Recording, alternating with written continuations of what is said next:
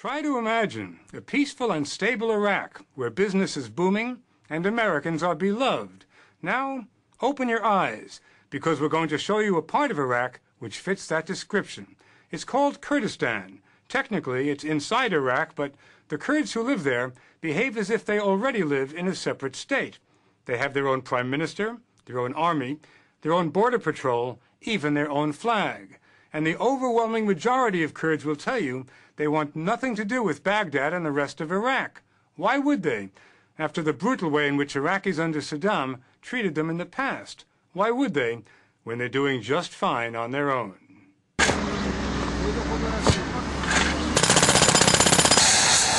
What you see in Kurdistan is nation building, and it's not a metaphor. Kurds are building their country day by day. There are more cranes here than minarets, and there's a run on cement. A new mall with 8,000 shops and stalls is going up. So is an apartment complex known as Dream City. Some of the units are selling for $1 million. The giant bowling alley is almost finished, and an opera house is not far behind. What's behind the boom? Security. Kurds are quick to remind you that they are not Arabs, and there is a de facto border between Kurdistan, which is in the northeast corner of Iraq, and the rest of Iraq.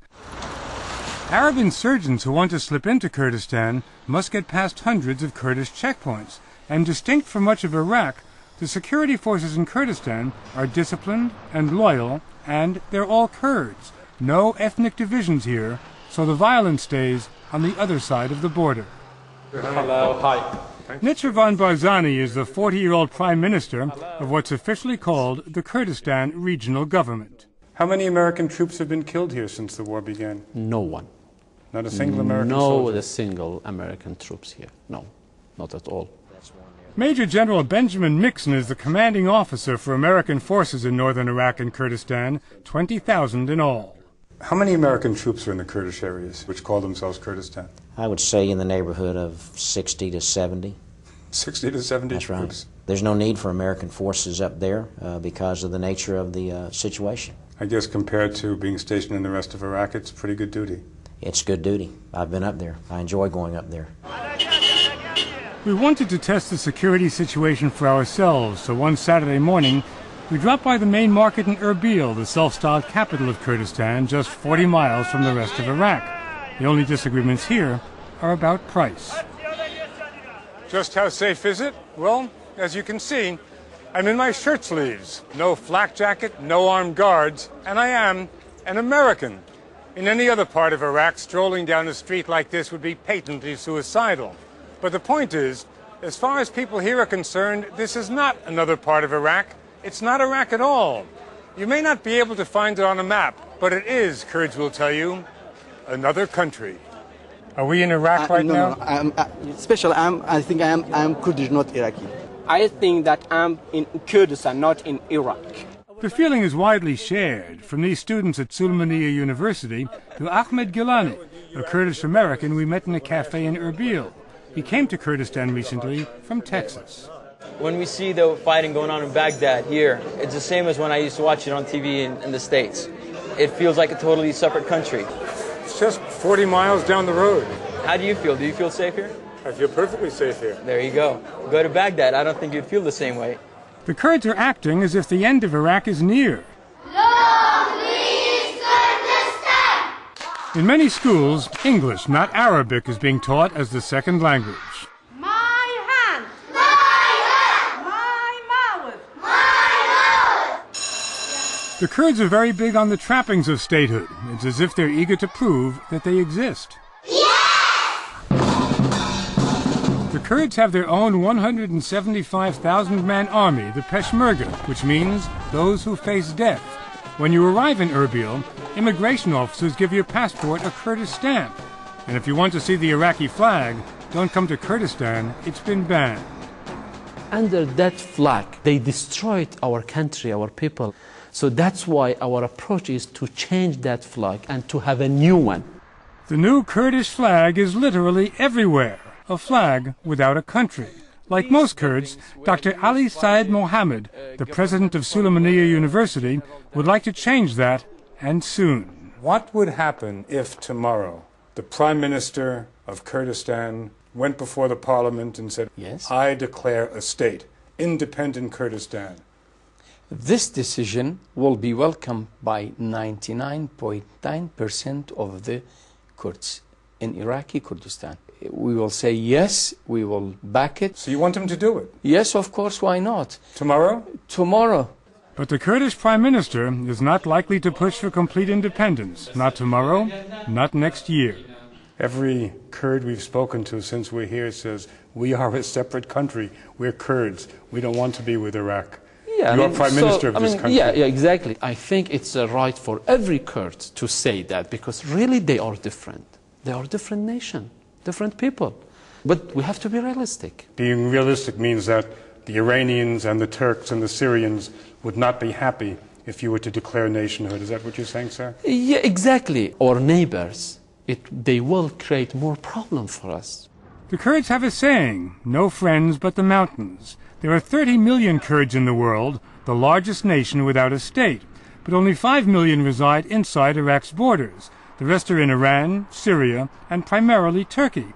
There are so many Kurds in Turkey that the Turks are afraid that an independent Kurdish state would lead to unrest. They're dead set against it.